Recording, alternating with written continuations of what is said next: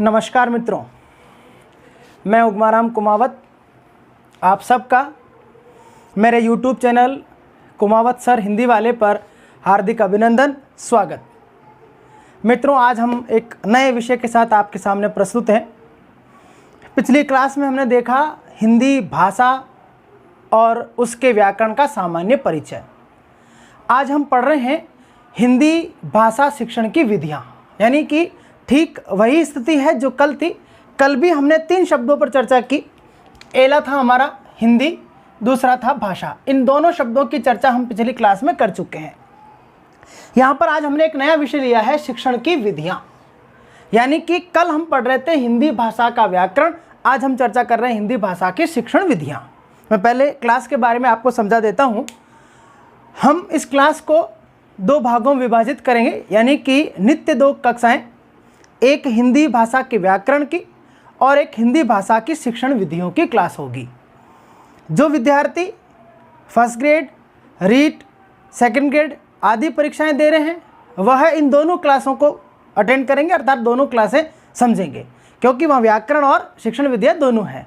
और जो शिक्षा के क्षेत्र वाली प्रतियोगी परीक्षाओं की तैयारी नहीं कर रहे हैं वह लोग केवल व्याकरण का अध्ययन करेंगे। तो आज की इस क्लास में मित्रों हम चर्चा करेंगे शिक्षण विधियों की, कि शिक्षण विधियाँ क्या है। हिंदी और भाषा शब्द की चर्चा हम पिछली क्लास में कर चुके हैं। आज हम पढ़ेंगे शिक्षण की विधियाँ।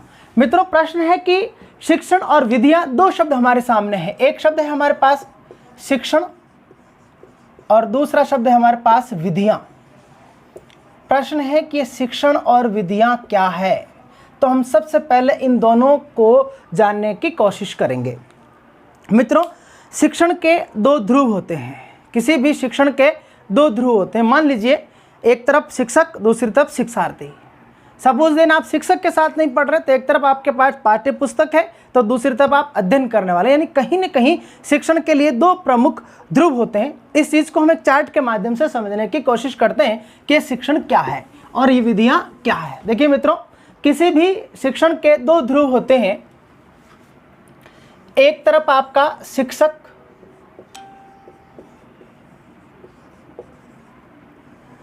दूसरी तरफ आपका शिक्षार्थी।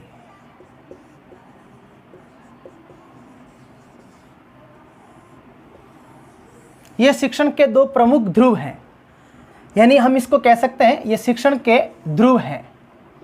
शिक्षण के ध्रुव।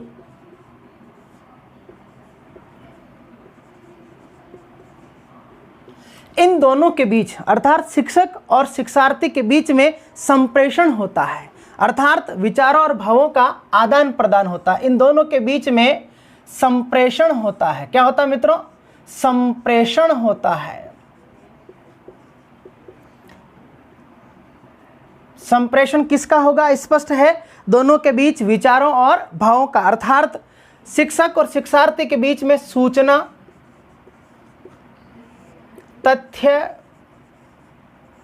ज्ञान, आंकड़ों,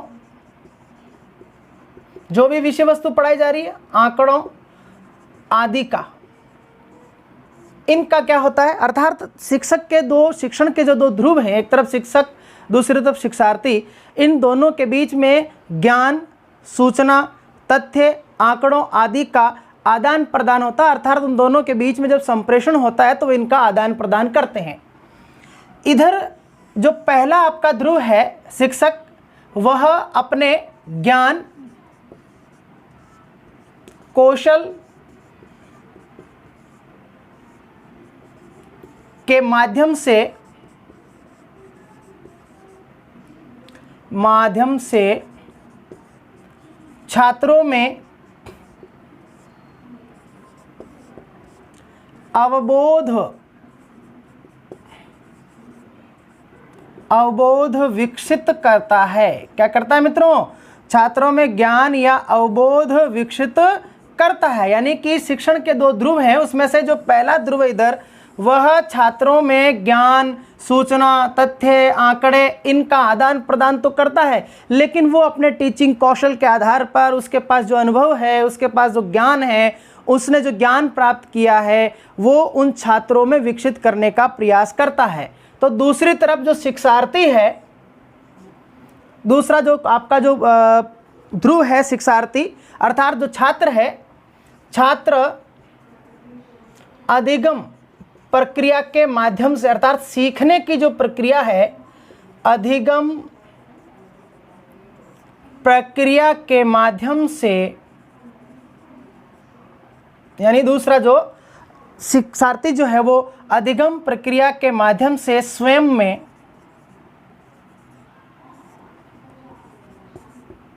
ज्ञान विकसित करता है। क्या करता है मित्रों?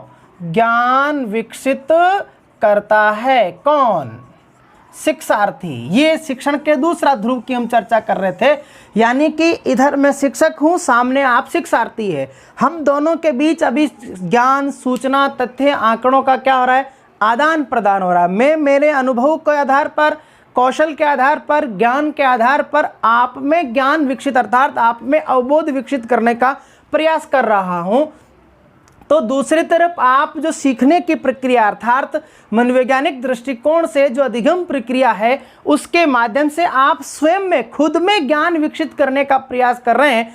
ये जो प्रोसेस है कौन सी? एक शिक्षण के दोनों ध्रुव, एक तरफ शिक्षक, दूसरी तरफ शिक्षार्थी। इन दोनों के बीच में क्या हो रहा है? ज्ञान, सूचना, तथ्य, आंकड़ों आदि का आदान प्रदान हो रहा है। दोनों के बीच में संप्रेषण हो रहा है। शिक्षक अपने ज्ञान अवबोध के आधार पर ज्ञान विकसित कर रहा है तो छात्र स्वयं में विकसित करते हैं। ये इन दोनों के बीच की जो प्रोसेस है, इस प्रोसेस अथवा प्रक्रिया का नाम मित्रों शिक्षण है। क्या है मित्रों? शिक्षण है। ये जो प्रोसेस है इन दोनों के बीच में, इसे शिक्षण कहा जाता है। और ये शिक्षण अर्थात शिक्षक के द्वारा करवाया गया शिक्षण बेहतर हो, प्रभावी हो, छात्र के व्यवहार में तत्काल परिवर्तन देखने को मिले, अर्जित ज्ञान ठोस हो, स्थायी हो, विषय के अनुरूप हो, इसके लिए शिक्षक भांति भांति के तरीके अपनाता है और इन तरीकों को ही शिक्षण विधियों के नाम से जाना जाता है। तो हम लिख सकते हैं इसके लिए अर्थात शिक्षण बेहतर हो,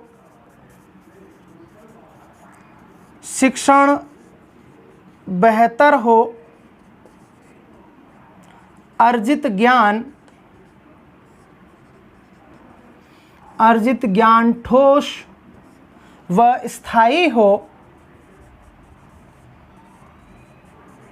के लिए शिक्षक अनेक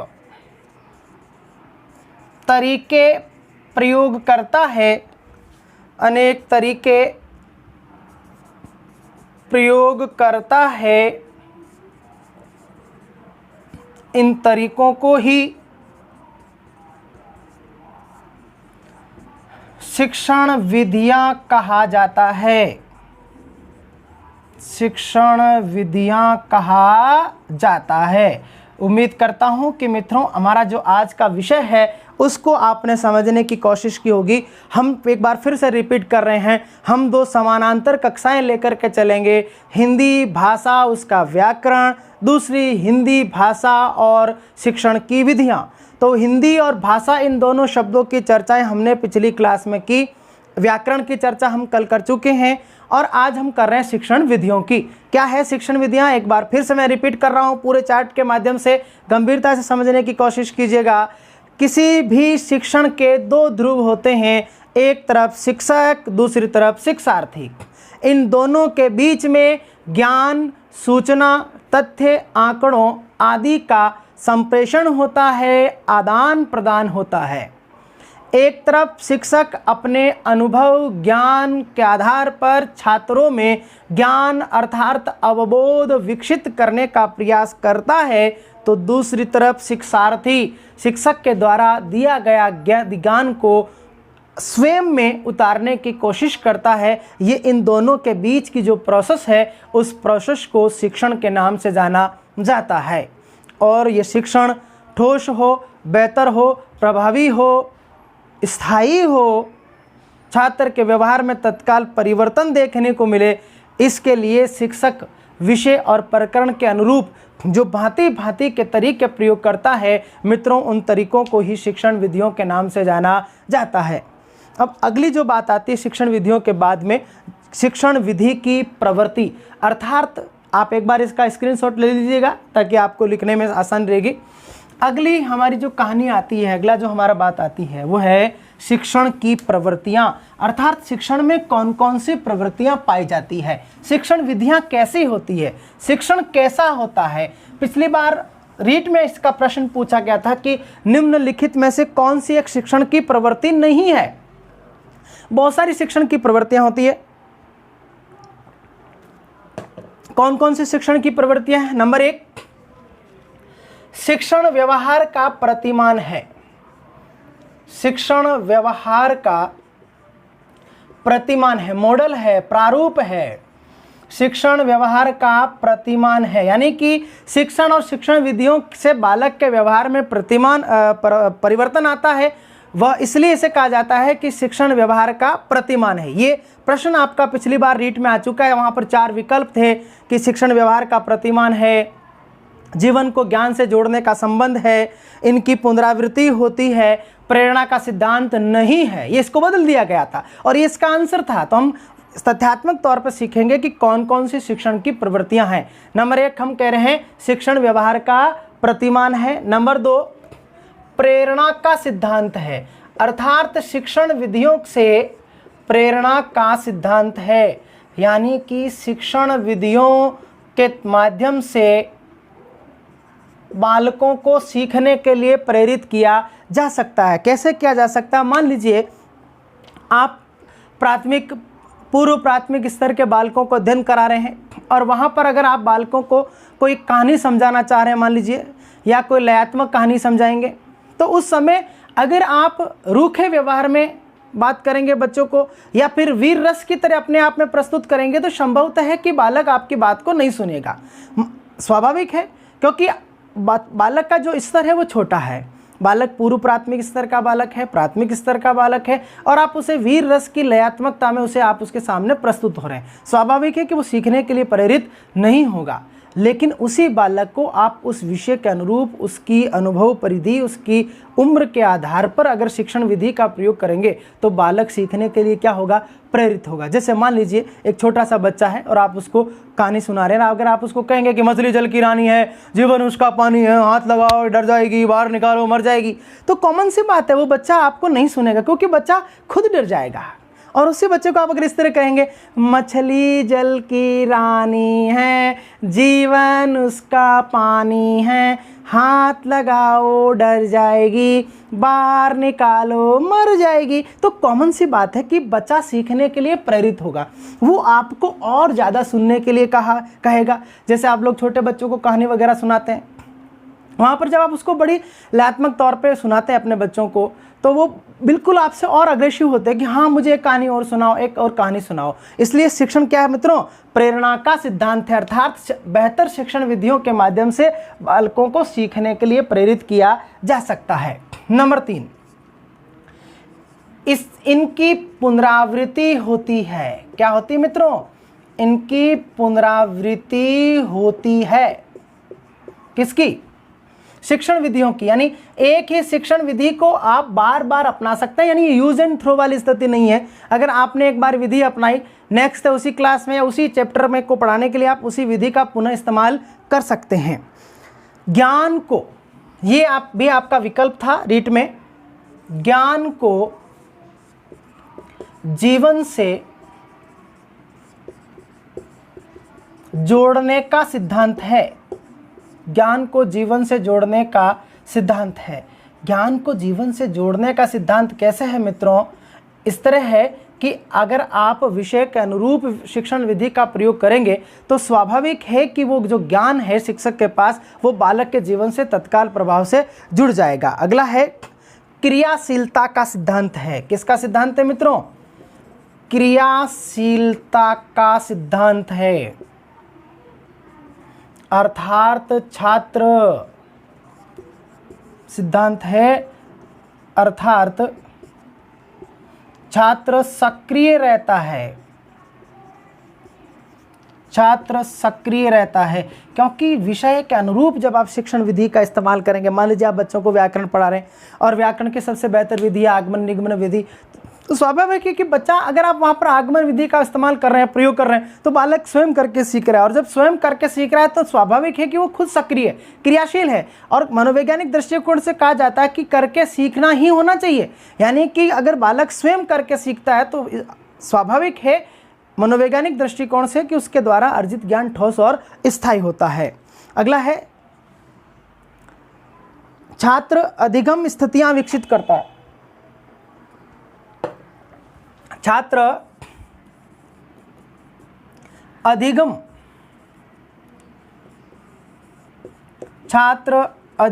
स्थितियां विकसित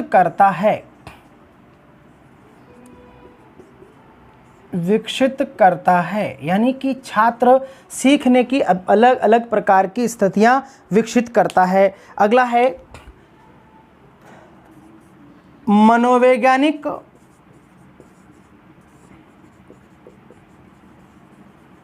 मनोवैज्ञानिक सिद्धांतों व आदर्शों का पालन करती है। मनोवैज्ञानिक सिद्धांतों व आदर्शों का पालन करती है, यानी कि शिक्षण विधियां पूरी तरह से, देखिए कि कुछ ऐसी शिक्षण विधियां हैं जो पूर्णतः मनोवैज्ञानिक नहीं है। ऐसा नहीं है कि मनोवैज्ञानिक नहीं है, अगर कोई टीचिंग मेथड है तो स्वाभाविक है कि मनोवैज्ञानिक दृष्टिकोण से पूरी तरह से खरा उतरता है। इक्के दुक्की शिक्षण विधियां जैसे निगमन विधि है तो वो पूर्ण मनोवैज्ञानिक नहीं होती है, क्योंकि मनोविज्ञान का मानना है कि करके सीखना चाहिए, जबकि उसमें बालक को रटने पर बल दिया जाता है। ये इस मनोविज्ञान इस बात पर बल नहीं देता है। तो कुछ ऐसी विधियाँ हो सकती है जो पूर्णतः मनोवैज्ञानिक नहीं हो, बाकी सभी शिक्षण विधियां मनोवैज्ञानिक सिद्धांतों और आदर्शों का पालन करती है। अगला है, अभ्यास का सिद्धांत है। मैं यहाँ लिख रहा हूँ, जगह का अभाव है। अभ्यास का सिद्धांत है, यानी कि बालक शिक्षण विधियों के माध्यम से अलग अलग शिक्षण विधियां अपना करके अभ्यास कर सकता है। अभ्यास का सिद्धांत है कौन? शिक्षण विधियां। मित्रों ध्यान दीजिएगा, इसी तरह प्रश्न आता है, पूछा गया है, सेकंड ग्रेड में पूछा गया है, थर्ड रीट में पूछा गया है, क्योंकि शिक्षण विधियों के प्रश्न इन दो भर्तियों में रहते हैं। फर्स्ट ग्रेड में प्राय टीचिंग मेथड के नहीं आते प्रश्न। पूछा गया है प्रश्न, 4 विकल्प दे दिए जाते हैं, किसी एक विकल्प में हाँ की जगह नहीं कर देंगे, फिर प्रश्न पूछा जाएगा कौन सी एक शिक्षण की प्रवृत्ति नहीं है, तो आप क्या कहेंगे? वापस रिपीट कीजिएगा। शिक्षण व्यवहार का प्रतिमान है, प्रेरणा का सिद्धांत है, इनकी पुनरावृत्ति होती है, ज्ञान को जीवन से जोड़ने का सिद्धांत है, क्रियाशीलता का सिद्धांत है, छात्र अधिगम स्थितियां विकसित करता है, मनोवैज्ञानिक सिद्धांतों का पालन करती है, रुचि और अभ्यास का सिद्धांत हम लिख रहे हैं, रुचि और अभ्यास का सिद्धांत है, रुचि का सिद्धांत है। किसका सिद्धांत है मित्रों? रुचि। बालक में सीखने में रुचि उत्पन्न होती है, उसके विषय के अनुरूप, उसकी स्थिति के अनुरूप अगर आप शिक्षण विधियां इस्तेमाल करेंगे तो बालक सीखने में रुचि लेगा, स्वाभाविक है। अगला है, अंतः क्रियात्मक होती है। अंतः क्रियात्मक होती है, छात्र स्वयं क्रियाएं करता है, अंतः क्रियात्मक होती है। और अगला है, शिक्षण का साधन है। मैं यहाँ लिख रहा हूँ, 7 के बाद यहाँ 10-11 नंबर आ रहा है। शिक्षण का साधन है कौन? शिक्षण विधियाँ शिक्षण का साधन है, किंतु यांत्रिक साधन नहीं है। कैसा साधन नहीं है? यांत्रिक साधन नहीं है, यानी कि शिक्षण विधियां शिक्षण का साधन तो है किंतु यांत्रिक साधन नहीं है। वो भाषा शिक्षण के उपागम हो सकते हैं, उपागम सामग्रियां हो सकती है, लेकिन शिक्षण विधि शिक्षण कराने का जरिया है, साधन है, माध्यम है, लेकिन टेक्निकली माध्यम नहीं है। ज्ञान प्राप्ति का साधन है। किसका साधन है? ज्ञान प्राप्ति का साधन है कौन? शिक्षण विधियां ज्ञान प्राप्ति का साधन है। और अंतिम हम कह रहे हैं कि ये साध्य नहीं है, यानी कि ज्ञान प्राप्ति का साधन तो है किंतु साध्य नहीं है, साधन है किंतु साध्य नहीं है। ये मित्रों शिक्षण विधि की क्या है? प्रवृत्तियां हैं। पूछा जाता है प्रश्न, एक बार फिर से रिपीट कर रहा हूं, निम्नलिखित में से कौन सी एक शिक्षण की प्रवृत्ति नहीं है, वहां पर कोई एक विकल्प देंगे। हम सारे के सारे एक बार रिपीट करने की कोशिश कर रहे हैं। शिक्षण व्यवहार का प्रतिमान है, प्रेरणा का सिद्धांत है, अर्थात बालक प्रेरित होता है भांति भांति की विधियों से, इनकी पुनरावृत्ति की जा सकती है, ज्ञान को जीवन से जोड़ने का सिद्धांत है, क्रियाशीलता का सिद्धांत है, छात्र सक्रिय रहता है, अधिगम स्थितियां विकसित करता है, मनोवैज्ञानिक सिद्धांतों और आदर्शों का पालन करती है, शिक्षण का साधन है किंतु यांत्रिक साधन नहीं है, ज्ञान प्राप्ति का साधन है किंतु साध्य नहीं है, अभ्यास और रुचि का सिद्धांत है, अंतःक्रियात्मकता होती है। ये मित्रों क्या है, शिक्षण विधि की प्रवृत्तियां हैं। अगली चीज आती है मित्रों भाषा शिक्षण के मूल उद्देश्य। तो भाषा शिक्षण के मूल उद्देश्य 5 माने गए हैं। कितने माने गए हैं? 5। उसमें सबसे पहला है ज्ञानात्मक। क्या है ज्ञानात्मक उद्देश्य? तो उसका संबंध देखिएगा, छात्रों को भाषा व साहित्य का ज्ञान कराना, भाषा व साहित्य का ज्ञान कराना किस उद्देश्य में शामिल किया जाएगा? ज्ञानात्मक उद्देश्य में। यहां से प्रश्न पूछा जाता है कि ज्ञानात्मक उद्देश्य का संबंध किससे है, तो आप कहेंगे छात्रों को भाषा व साहित्य का ज्ञान कराना, अर्थात प्राथमिक स्तर पर ध्वनि, वर्ण, अक्षर, पद तथा वाक्य रचना का ज्ञान कराना, वाक्य रचना का ज्ञान, ये किस में शामिल किया जाएगा? ज्ञानात्मक उद्देश्य में। लेकिन यहाँ से भी प्रश्न पूछा जाता है कि छात्रों को ध्वनि, वर्ण, अक्षर, वाक्य रचना आदि का ज्ञान कराया जा रहा है, बताइए वह भाषा शिक्षण के किस उद्देश्य में शामिल किया जाएगा? तो आपका उत्तर होगा ज्ञानात्मक उद्देश्य में। फिर इसी में आता है उच्च स्तर पर कहानी, कविता, नाटक, कहानी, कविता, नाटक, काव्य गीत, ये तो हो ही गया, आदि विधायन कला आदि विधाओं का रचना व मौखिक कार्यों का ज्ञान कराना। ये दोनों बातें किस में शामिल की जाती है मित्रों? ज्ञानात्मक उद्देश्य में शामिल की जाती है। यानी भाषा शिक्षण के मूल उद्देश्य कितने हैं? 5। उसमें पहला कौन सा पढ़ रहे हैं? ज्ञानात्मक उद्देश्य, अर्थात छात्रों को भाषा और साहित्य का ज्ञान कराना ज्ञानात्मक उद्देश्य में शामिल किया जाता है। किंतु प्राथमिक स्तर पर बालकों को जो ज्ञान कराया जाता है वो किसका होगा? ध्वनि का, वर्ण का, अक्षर का, पद, वाक्य रचना आदि का ज्ञान कराया जाता है। तो जैसे जैसे कक्षा का स्तर बढ़ता जाएगा उस स्तर पर भी बालकों को ज्ञान कराएंगे। वहां पर आपसे पूछा जाएगा कि उच्च प्राथमिक स्तर पर बालकों को किस प्रकार का ज्ञान कराएंगे? ज्ञानात्मक उद्देश्य के अंतर्गत की बात हम कर रहे हैं। तो वहां पर उच्च स्तर पर कहानियां हैं, कविता है, निबंध है, नाटक है आदि जो विधाएं हैं, साहित्यिक विधाएं, उनका ज्ञान कराना ज्ञानात्मक उद्देश्य में शामिल किया जाता है। अगला जो सबसे महत्वपूर्ण प्रश्न जो परीक्षा के दृष्टिकोण से आता है, बार बार पूछा जाता है कि ज्ञानात्मक उद्देश्यों का संबंध होता है प्राथमिक स्तर से, उच्च प्राथमिक स्तर से, दोनों, कोई नहीं। तो आप यहाँ क्या कहेंगे? स्पष्ट है प्राथमिक और उच्च स्तर, तो आप कह सकते हैं इसका संबंध किसका? ज्ञानात्मक उद्देश्य का। इसका संबंध अर्थात इस उद्देश्य का संबंध प्राथमिक व उच्च स्तर, प्राथमिक व उच्च स्तर दोनों से होता है। बहुत महत्वपूर्ण है मित्रों, ध्यान दीजिएगा, परीक्षा की दृष्टि से बहुत महत्वपूर्ण है। बार बार रीट सेकंड ग्रेड में पूछा जाता है कि किस उद्देश्य का संबंध किससे होता है। तो आपसे अगर ये पूछ लिया जाए कि ज्ञानात्मक उद्देश्यों का संबंध किससे है, तो आप आंसर क्या करेंगे?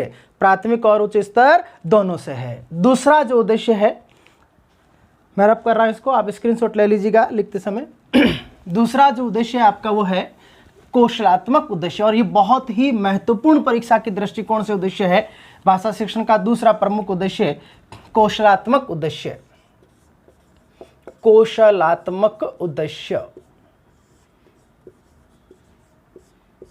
क्या होगा? कौशलात्मक उद्देश्य तो हम कहेंगे छात्रों को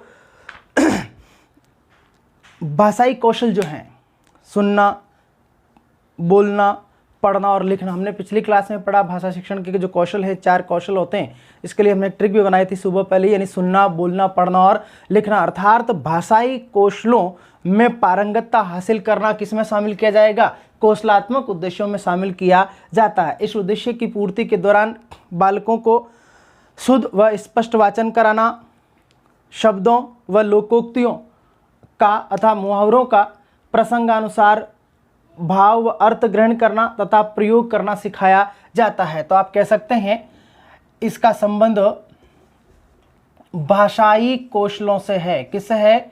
भाषाई कौशलों से है, यानी भाषाई कौशलों से है। किसका संबंध मित्रों? कौशलात्मक उद्देश्यों का संबंध किससे है? भाषाई कौशलों से है। अर्थात छात्रों को शुद्ध व स्पष्ट वाचन कराना,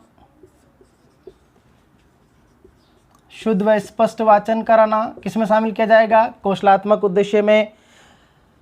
स्वराघात व बलाघात, स्वराघात व बलाघात का ज्ञान कराना, स्वराघात व बलाघात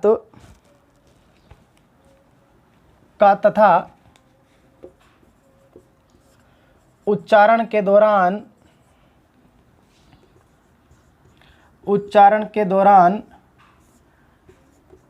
उचित उतार चढ़ाव का ज्ञान कराना, चढ़ाव का ज्ञान कराना किस में शामिल होगा मित्रों? कौशलात्मक उद्देश्यों में शामिल किया जाता है। अगला आता है, इसी में ही हम कह सकते हैं कि छात्रों को लोकोक्तियों, मुहावरों, लोकोक्तियों, और ये बहुत इंपॉर्टेंट है, यहाँ से बार बार प्रश्न आ चुका है, लोकोक्तियों तथा मुहावरों आदि का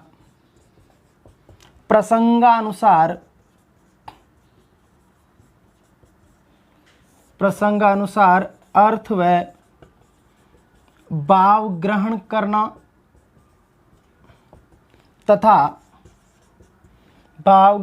तथा उनका प्रयोग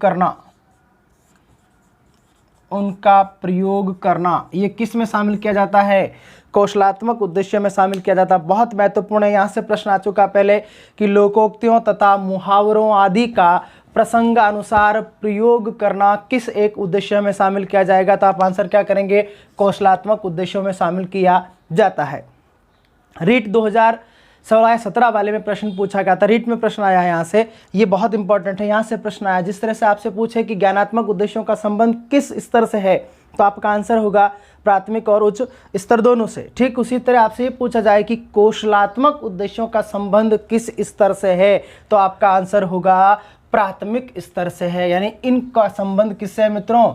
इस कौशल का संबंध, उद्देश्य का संबंध प्राथमिक स्तर से है। बहुत इंपॉर्टेंट है, प्रश्न आ चुका है रीट में, ध्यान दीजिएगा। कौशलात्मक उद्देश्य का संबंध है केवल प्राथमिक स्तर से, बहुत महत्वपूर्ण है। ऐसा इसलिए मित्रों, सभी भाषाई कौशलों का विकास प्राथमिक स्तर तक पूर्ण हो जाना चाहिए। अर्थात सुनकर, बोलकर, पढ़कर और लिखकर अर्थ ग्रहण करने की योग्यता का विकास पूर्णतः प्राथमिक स्तर तक पूरा हो जाना चाहिए, क्योंकि प्राथमिक स्तर के बाद भी अगर बालक इस प्रकार सीखेगा तो ज्ञान अर्जित नहीं कर पाएगा। बहुत महत्वपूर्ण है, प्राथमिक स्तर तक पूर्ण हो जाना चाहिए। तीसरा आता है मित्रों सृजनात्मक उद्देश्य। कौन सा उद्देश्य? सृजनात्मक। पहला कौन सा था? ज्ञानात्मक। दूसरा कौन सा है? कौशलात्मक। अब तीसरा उद्देश्य की हम चर्चा कर रहे वह है सृजनात्मक उद्देश्य। सृजनात्मक उद्देश्य अर्थात छात्रों को नई सृजन क्षमता का विकास करना, अर्थात उन्हें साहित्य सृजन की प्रेरणा देना, साहित्य सृजन की प्रेरणा देना, साहित्य सृजन की प्रेरणा देना किस में शामिल होगा? सृजनात्मक उद्देश्य में शामिल किया जाता है। साथ ही उन्हें रचना में मौलिकता लाने, रचना में मौलिकता लाना,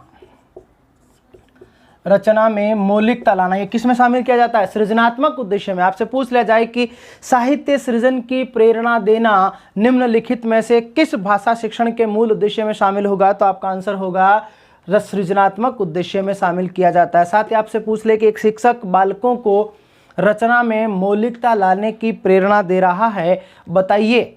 ये प्रश्न है जो परीक्षा में पूछे जाते हैं मित्रों। हमारा मुख्य उद्देश्य सीखने के साथ साथ परीक्षा के दौरान जब हम जाएंगे वहाँ पर प्रश्न किस प्रकार से हमारे सामने रखे जाएंगे, हमारा मुख्य बल उसी पर रहता है। तो हम वापस प्रश्न को रिपीट कर रहे हैं कि एक शिक्षक कक्षा में छात्रों को रचना में मौलिकता लाने की प्रेरणा दे रहा है, बताइए वह निम्नलिखित में से किस भाषा शिक्षण के उद्देश्य का प्रयोग कर रहा है? तो आपका आंसर होगा सृजनात्मक उद्देश्य का प्रयोग कर रहा है। इस उद्देश्य का संबंध भी प्राय दोनों स्तर से होता है, दोनों स्तर से। दोनों कौन से? प्राथमिक और उच्च स्तर दोनों से, प्राथमिक और उच्च स्तर, प्राथमिक और उच्च स्तर दोनों से होता है। जिस तरह से आपसे पूछे कि ज्ञानात्मक उद्देश्य का संबंध किससे है, तो आप कहेंगे प्राथमिक और उच्च स्तर दोनों। लेकिन कौशलात्मक उद्देश्यों का संबंध केवल किससे था? केवल किससे? प्राथमिक स्तर से। सृजनात्मक उद्देश्यों का संबंध भी प्राय दोनों स्तर से होता है, क्योंकि यहाँ पर बालकों को छोटी कविताएं लिखने के लिए जिस तरह से लयात्मक कविताएं हैं, परियों जैसी कहानियां इस प्रकार की सिखाएंगे प्राथमिक स्तर पर। जब उच्च स्तर पर आएंगे तो बालकों को कवि की जिस कवि के बारे में वो लिख रहे हैं उस पर किस तरह से लिखना है इसके बारे में आप उसको समझाने का कोशिश करेंगे। तो सृजनात्मक उद्देश्यों का संबंध दोनों स्तर से होता है। चौथा आता है मित्रों रसात्मक व समीक्षात्मक उद्देश्य। बहुत इंपॉर्टेंट है ये भी। रसात्मक व समीक्षात्मक उद्देश्य, रसात्मक व समीक्षात्मक उद्देश्य। चौथा उद्देश्य। पहला कौन सा था? ज्ञानात्मक। दूसरा कौशलात्मक। तीसरा सृजनात्मक। चौथा रसात्मक व समीक्षात्मक। इस उद्देश्य में मुख्य रूप में दो बातें शामिल की जाती है। रसात्मक और समीक्षात्मक में दो बातें शामिल की जाती है। पहला, छात्रों को साहित्य का रसास्वादन कराना, साहित्य का रसास्वादन कराना, रसास्वादन कराना। और दूसरा है साहित्य की समीक्षा करना, साहित्य की समीक्षा करना। अर्थात बालकों को साहित्य में प्रयोग किए जाने वाले विभिन्न रसों, जैसे श्रृंगार रस है, वीर रस है, अद्भुत रस है, अलग जो हमारे साहित्य के जो 9 रस हैं, प्रमुख तौर पे वर्तमान में 11 रसों का प्रयोग और 11 स्थायी भावों का प्रयोग होता है, उनका रसास्वादन कराना बालकों को, और कवि के द्वारा लिखी गई रचना की समीक्षा करना रसात्मक और समीक्षात्मक उद्देश्य में शामिल किया जाता है। इस उद्देश्य का संबंध केवल उच्च स्तर से होता है, केवल उच्च स्तर से होता है, उच्च स्तर से होता है। ये बहुत इंपॉर्टेंट है। जिस तरह से कौशलात्मक उद्देश्यों का संबंध केवल प्राथमिक स्तर से होता है, ज्ञानात्मक और सृजनात्मक का संबंध प्राथमिक और उच्च स्तर दोनों से होता है, लेकिन रसात्मक और समीक्षात्मक उद्देश्यों का संबंध केवल किससे होता है मित्रों? उच्च स्तर से होता है, क्योंकि उच्च स्तर की कक्षाओं के बालकों को ही आप साहित्य के रस का ज्ञान करा सकते हैं। क्योंकि छोटे बच्चों को आप ये नहीं सिखा सकते कि ये वीर रस है, ये अद्भुत रस है, ये श्रृंगार रस है। हम उन बच्चों को नहीं सिखा सकते, बच्चा डर जाएगा। अगर मान लीजिए आप छोटे बच्चे को वीर रस की कविता पढ़ाना चाह रहे हैं और आपने एकदम से यूँ कह दिया खूब लड़ी मर्दानी वे तो झांसी वाली रानी थी, तो बच्चा डर जाएगा। उसे ये पता नहीं कि वीर रस क्या होता है, श्रृंगार रस क्या होता है। अतः इसका संबंध केवल किससे होगा? उच्च स्तर से होगा। ठीक उसी तरह से साहित्य की समीक्षा करना, साहित्य की समालोचना करना, ये सारी चीज़ें, उसका विवेचन और विश्लेषण करना, ये उच्च स्तर के बुद्धि बालक की ही ऐसा कर सकते हैं। अतः स्पष्ट है कि रसात्मक और समीक्षात्मक उद्देश्यों का संबंध किससे है मित्रों? उच्च स्तर से है। अंतिम जो 5वां मूल उद्देश्य है वह है अभिवृत्त्यात्मक उद्देश्य। बहुत इंपॉर्टेंट है ये भी। अभिवृत्त्यात्मक उद्देश्य।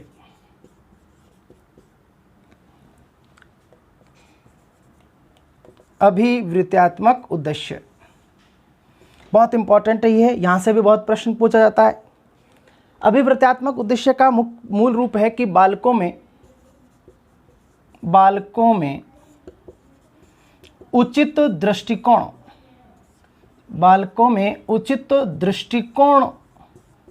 उत्पन्न करना। बालकों में उचित दृष्टिकोण उत्पन्न करना प्रमुख रूप में इसमें शामिल किया जाता है। अर्थात अभिवृत्ति, अच्छी आदतों का विकास करना, सद्वृत्तियों का विकास करना, यूँ कह सकते हैं आप। बालकों में सद्वृत्तियों का विकास करना किस उद्देश्य में शामिल किया जाएगा? सद्वृत्तियों का विकास करना, अच्छी आदतों का विकास करना किस उद्देश्य में शामिल किया जाएगा मित्रों?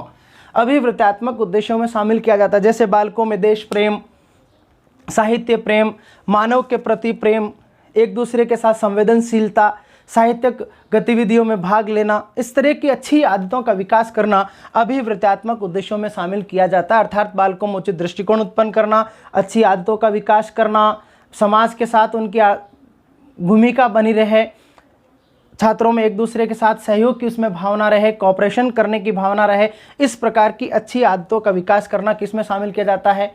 अभिवृत्त्यात्मक उद्देश्यों में शामिल किया जाता है। जैसे मान लीजिए मैं आपसे पूछूं कि एक विद्यार्थी अथवा बालक मुंशी प्रेमचंद को सम्मान की दृष्टि से देखता है, बताइए वह निम्नलिखित में से किस एक उद्देश्य में शामिल किया जाएगा? वापस सुनिएगा मेरा प्रश्न। एक बालक मुंशी प्रेमचंद जी को सम्मान की दृष्टि से देख रहा है, बताइए वह निम्नलिखित में से किस एक उद्देश्य में शामिल होगा? और वहाँ पर आपके पास इन चार में से कोई एक उद्देश्य हो तो आप क्या कहेंगे? अभिवृत्त्यात्मक, क्योंकि वो उससे सम्मान से देख रहा है। और यही हम कह रहे हैं, अभिवृत्त्यात्मक उद्देश्यों में क्या शामिल किया जाएगा? अभिवृत्त्यात्मक उद्देश्य में आप ज्ञान नहीं देंगे, बल्कि बालक में अच्छी आदतों का विकास करेंगे। और अच्छी आदतों का विकास कर रहे हैं, इसका मतलब किसी व्यक्ति को सम्मान से देखना, किसी व्यक्तियों के प्रति आस्था का भाव रखना, समाज के प्रति सकारात्मक दृष्टिकोण रखना, सामाजिक कार्यक्रमों में भाग लेना, विद्यालय की जो सामूहिक गतिविधियां उसमें भाग लेना, कहीं हम जा रहे हैं तो वहाँ पर दीन दुखियों के प्रति अपनी संवेदनाएं व्यक्त करना, ये इस सारी क्या है? अच्छी आदतें हैं। हम किसी व्यक्ति को सम्मान से देख रहे हैं तो आप किस में शामिल करेंगे? अभिवृत्त्यात्मक उद्देश्य में शामिल किया जाता है। ये हमारे थे मित्रों भाषा शिक्षण के मूल उद्देश्य। एक बार फिर से रिपीट कर रहे हैं, भाषा शिक्षण के मूल उद्देश्य कितने हैं? 5। पहला, ज्ञानात्मक का संबंध किससे है? प्राथमिक और उच्च स्तर दोनों से है, प्राथमिक से भी और उच्च स्तर से भी है।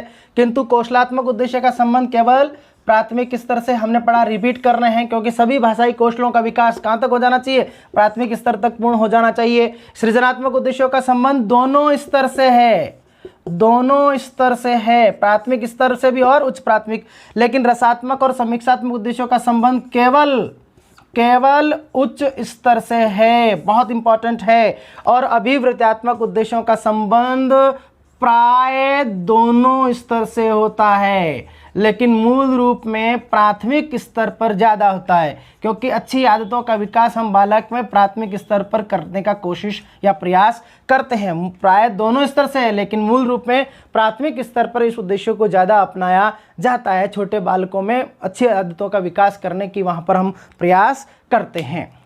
अगला बिंदु आता है मित्रों हमारा व्यवहारगत परिवर्तन के रूप में। ये थे हमारे भाषा शिक्षण के मूल उद्देश्य। अब हम पढ़ रहे हैं बहुत इंपॉर्टेंट अगला बिंदु, व्यवहारगत परिवर्तन के रूप में शैक्षिक उद्देश्यों का वर्गीकरण। अगला हमारा बिंदु आता है व्यवहारगत परिवर्तन के रूप में, व्यवहारगत परिवर्तन के रूप में शैक्षिक उद्देश्यों का वर्गीकरण। शैक्षिक उद्देश्यों का वर्गीकरण बहुत इंपॉर्टेंट है मित्रों। यहाँ से भी बार बार रीट में प्रश्न पूछे गए हैं।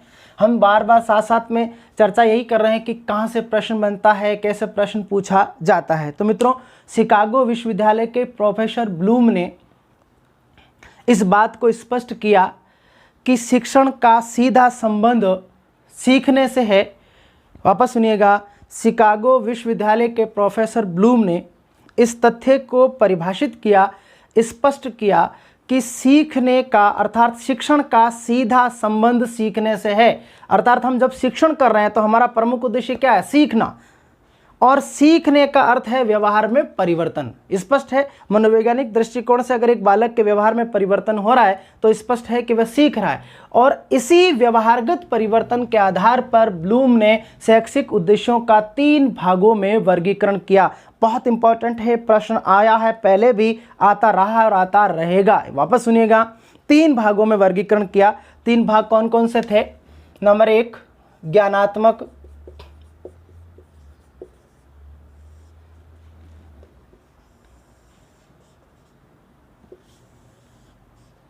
नंबर 2 भावात्मक और नंबर 3 क्रियात्मक। ये पहला प्रश्न यहां से बनता है। दूसरा हो गया यहां तक। पहला आपसे पूछ ले कि व्यवहारगत परिवर्तन के रूप में शैक्षिक उद्देश्यों का वर्गीकरण किसने किया? तो आप कहेंगे ब्लूम ने किया। किसने किया मित्रों? ब्लूम ने। ये पहला प्रश्न आपका, व्यवहारगत परिवर्तन के आधार पर शैक्षिक उद्देश्यों का वर्गीकरण किसने किया? ब्लूम ने। दूसरा प्रश्न, कितने भागों में वर्गीकरण किया? तो आपका आंसर होगा 3 भागों में। नंबर 1 ज्ञानात्मक, नंबर 2 भावात्मक और नंबर 3 क्रियात्मक। ज्ञानात्मक, भावात्मक और क्रियात्मक। ये जो ज्ञानात्मक उद्देश्य है इसके पुनः क्रमिक विस्तार हुए तीनों के। और यहां से प्रश्न आया था, पिछली बार रीट में पूछा गया था, इनके 6 क्रमिक विस्तार किए गए। ज्ञानात्मक उद्देश्य का ब्लूम ने किया, भावात्मक का करतवाल और मसिया ने किया और क्रियात्मक का सिम्पसन ने किया। इनके पुनः क्रमिक विस्तार किए गए। देखिए कंफ्यूज नहीं होना है। यहां से अगर पूछेंगे कि शैक्षिक उद्देश्यों का वर्गीकरण किसने किया तो आपका उत्तर केवल ब्लूम होगा।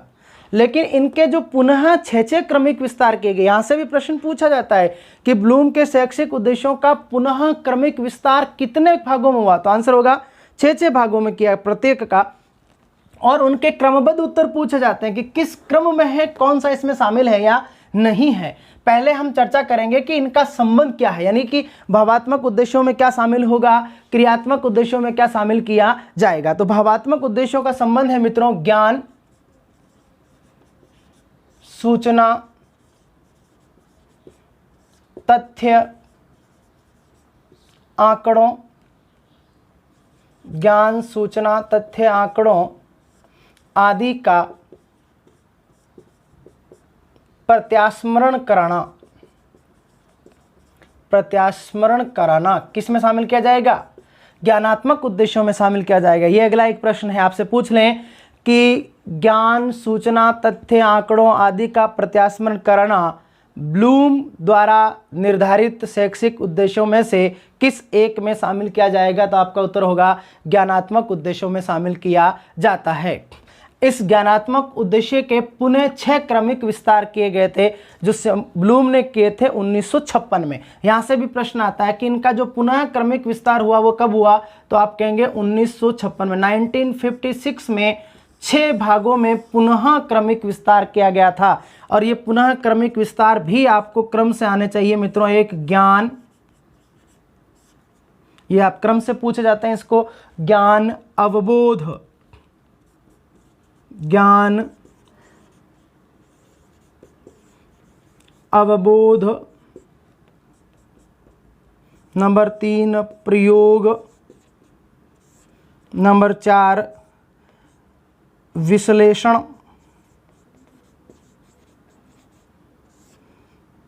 नंबर 5 संश्लेषण। ये क्रमिक रूप में भी आपको आना चाहिए, इसका क्रम पूछा जाता है कि किस तरह से इसको करेंगे। और नंबर 6 है मूल्यांकन। और ये प्रश्न था, यहां पर ये प्रश्न पूछा था आपका पिछले रीट में। यहां से पूछा गया था कि कौन सा एक क्रमिक विस्तार अथवा वर्गीकरण ज्ञानात्मक उद्देश्य में शामिल नहीं है, ब्लूम का पूछा गया था। तो वहां पर एक आंसर मूल्यांकन नहीं था, बाकी 3 आंसर थे, जिसकी जगह चौथा कोई और रख दिया जाता है। तो यहां से प्रश्न किस तरह बनेगा? वापस सुनिएगा। ज्ञानात्मक उद्देश्यों का संबंध है ज्ञान, सूचना, तथ्य, आंकड़ों आदि के प्रत्यास्मरण से होता है। इसका पुनः क्रमिक विस्तार, ये बहुत इंपॉर्टेंट बोल रहा हूं मैं, बार बार बोल रहा हूं, शब्दों को सीखिएगा। एक ही चीज को बार बार रिपीट करने का उद्देश्य यही है कि आपके कहानी समझ में आनी चाहिए। वापस शुरू से रिपीट कर रहा हूं। व्यवहारगत परिवर्तन के रूप में शैक्षिक उद्देश्यों का वर्गीकरण किसने किया? वर्गीकरण आप कहेंगे ब्लूम ने किया। कितने भागों में किया? 3, ज्ञानात्मक, भावात्मक और क्रियात्मक। सबसे पहला हम पढ़ रहे हैं ज्ञानात्मक, यानी ज्ञानात्मक उद्देश्य का संबंध किससे है? तो ज्ञान, सूचना, तथ्य और आंकड़ों के प्रत्यास्मरण से है। फिर अगला प्रश्न आता है कि इनका पुनः क्रमिक विस्तार कब हुआ? तो ज्ञानात्मक उद्देश्य का पुनः क्रमिक विस्तार 1956 में हुआ। और यहां से क्रमिक विस्तार शब्द बोलने का अभिप्राय है कि इनका सीक्वेंस आपको पता होना चाहिए। कई बार सीधे सीक्वेंस, कई बार विपरीत क्रम में भी पूछ ले जाते हैं। तो आप सही बताएंगे कि ज्ञान अवबोध, यानी बालक को आप ज्ञान कराओगे, वो उसका अवबोध ज्ञान करेगा। प्रयोग, पहले विश्लेषण और फिर संश्लेषण, ये भी बहुत इंपॉर्टेंट, ध्यान दीजिएगा। पहले आप विषय वस्तु का पूरी तरह से विश्लेषण करते हैं, फिर ज्ञान को एक जगह इकट्ठा करने के हम उसको संश्लेषणात्मक रूप में करते हैं और फिर उसका मूल्यांकन करते हैं। ये क्रमिक विस्तार होगा। दूसरा है भावात्मक उद्देश्य। भावात्मक उद्देश्यों का संबंध किससे? ये इंपॉर्टेंट है। तो जीवन मूल्यों, अभिवृत्तियों, जीवन मूल्यों, अभिवृत्तियों। अभी देखिए हम पढ़ रहे थे भाषा शिक्षण के जो मूल उद्देश्य थे, अब आपसे वही प्रश्न यहां से कर लेंगे। जीवन मूल्यों, अभिवृत्तियों, एक दूसरे से कनेक्ट कीजिएगा इसको मित्रों। जीवन मूल्यों, अभिवृत्तियों आदि से है, आदि से है, वही प्रश्न है। देखिएगा अभी हम वहां कह रहे थे व्यक्तिगत विकास, किस छात्रों के व्यक्तिगत विकास में बहुत योगदान होता है इसका। छात्रों के व्यक्तिगत विकास में महत्वपूर्ण योगदान, महत्वपूर्ण योगदान होता है किसका? भावात्मक उद्देश्य का। अब आपसे ये प्रश्न कर ले कि एक शिक्षक बालकों में जीवन मूल्य, सद्वृत्तियों, अभिवृत्तियों आदि का विकास कर रहा है, बताइए वह भाषा शिक्षण के मूल उद्देश्य में कहाँ जाएगा? तो आपका आंसर था अभिवृत्त्यात्मक उद्देश्य में। लेकिन उसी प्रश्न को अगर इस तरह पूछ ले जाए कि ब्लूम द्वारा निर्धारित किस एक शैक्षिक उद्देश्य में शामिल किया जाएगा, तो आपका आंसर होगा भावात्मक उद्देश्य में शामिल किया जाता है। इस भावात्मक उद्देश्य का पुनः क्रमिक विस्तार हुआ 1964 में, 1964 में, मैं यहाँ लिख रहा हूँ 1964 में ब्लूम, करथवाल और मसीहा, 3 लोग थे, ब्लूम, करथवाल और मसीहा, इन 3 लोगों ने मिलकर के पुनः 6 क्रमिक विस्तार किए गए थे। ये बार बार मैं आपको कह रहा हूँ, ध्यान रखना। व्यवहारगत परिवर्तन के रूप में शैक्षिक उद्देश्यों का वर्गीकरण ब्लूम ने किया था, लेकिन पुनः क्रमिक विस्तार अलग अलग लोगों ने किए हैं। ज्ञानात्मक का केवल किसने किया था? ब्लूम ने किया था। ज्ञानात्मक का पुनः क्रमिक विस्तार किसने किया था? ब्लूम ने किया था, यहां लिख सकते हैं आप। लेकिन आपसे पूछ ले कि भावात्मक उद्देश्यों का पुनः क्रमिक विस्तार किसने किया, तो वहां पर 3 नाम आएंगे, ब्लूम, करथवाल और मसीहा। इन 3 लोगों ने मिलकर के इनका पुनः 6 क्रमिक विस्तार किया गया था। नंबर 1 आग्रहण, नंबर 2 अनुक्रिया, आग्रहण, पहला है आपका आग्रहण, दूसरा है अनुक्रिया, तीसरा है अनुमूलन, अनुमूलन, चौथा है विचारना,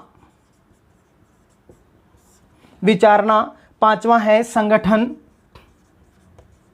संगठन, और छठा है चरित्र निर्माण, चरित्र निर्माण। अब यहां से भी तो प्रश्न आ सकता है मित्रों, पिछली बार यहां से पूछा, हो सकता है वही रिपीट हो जाए, नए सिरे से पूछ ले। मैं बार बार रिपीट कर रहा हूं, इस चार्ट से कम 10 प्रश्न बन रहे हैं। अगला आपका है कि भावात्मक उद्देश्यों का संबंध किससे था? जीवन मूल्यों, अभिवृत्तियों से है। छात्रों के व्यक्तिगत विकास में सबसे महत्वपूर्ण योगदान है ए क्रियात्मक पक्ष का, ब भावात्मक पक्ष का, स ज्ञानात्मक पक्ष का, द उपयुक्त सभी। तो आप क्या कहेंगे? ब्लूम के एक भावात्मक पक्ष का सबसे महत्वपूर्ण योगदान है। इसका पुनः क्रमिक विस्तार कब हुआ? 1964 में। किसने किया? ब्लूम, करथवाल और मसिया ने किया। किन किन रूपों में किया था? 6 क्रमिक विस्तार। नंबर 1 आग्रहण, नंबर 2 अनुक्रिया, अनुमूलन, विचारणा, संगठन और चरित्र निर्माण। अगला है मित्रों अंतिम तीसरा जो है आपका है क्रियात्मक पक्ष का संबंध किससे है? तो यहां हम लिखेंगे भाषाई कौशलों से, भाषाई कौशलों तथा प्रशिक्षण, भाषाई कौशल तथा प्रशिक्षण आदि से है। अब यहां से आपसे प्रश्न पूछ ले, देखिएगा वहां हम पूछ रहे थे कि सभी भाषाई कौशलों का विकास करना भाषा शिक्षण के किस एक उद्देश्य में शामिल किया जाएगा? मूल उद्देश्य में। तो आप कह रहे थे कौशलात्मक उद्देश्य में। उसी प्रश्न को आपको अगर ब्लूम के आधार पर पूछ लिया जाए कि भाषाई कौशलों तथा प्रशिक्षण आदि का संबंध ब्लूम के किस एक पक्ष से है? तो आप कहेंगे क्रियात्मक पक्ष से है। किस पक्ष से भाई? क्रियात्मक पक्ष से है। इसका पुनः क्रमिक विस्तार जो है वो 6 भागों में किया गया था और 1969 में सिम्पसन ने किया था। इसका पुनः क्रमिक विस्तार 1969 में सिम्पसन ने किया। सिम्पसन ने 1969 में इसका पुनः क्रमिक विस्तार किया गया था। 6 भागों में किया था। उद्दीपन,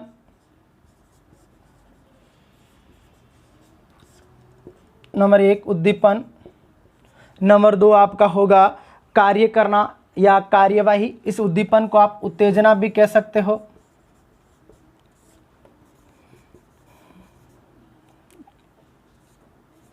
कार्य करना,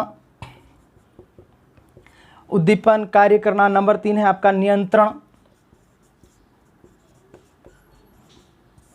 नंबर 4 है समायोजन। नंबर 5 है आपका स्वाभाविकरण, स्वाभाविकरण। और अंतिम है आदत बनाना, आदत बनाना, आदत बनाना। ये क्रमिक विस्तार है इसका क्रियात्मक पक्ष का। वापस से एक बार फिर से समझिएगा पूरी कहानी को। व्यवहारगत परिवर्तन के रूप में शैक्षिक उद्देश्यों का वर्गीकरण शिकागो विश्वविद्यालय के प्रोफेसर थे। कहाँ के थे? शिकागो विश्वविद्यालय के। कौन थे? ब्लूम। इन्होंने कहा कि सीखने का या शिक्षण का जो संबंध है वो सीखने से है और सीखने का अभिप्राय है कि बालक के व्यवहार में परिवर्तन होना चाहिए।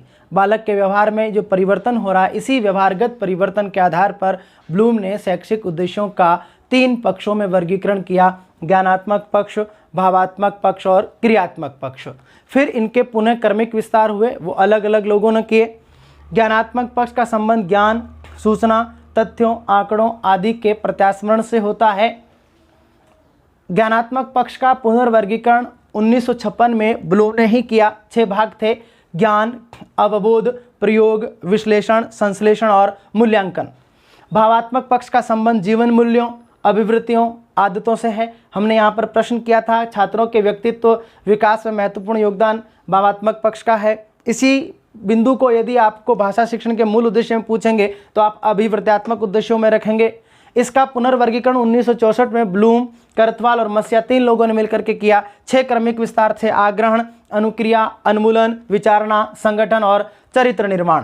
क्रियात्मक पक्ष का संबंध भाषाई कौशलों से है। प्रशिक्षण जो ट्रेनिंग इत्यादि होते हैं उससे इसका संबंध होता है।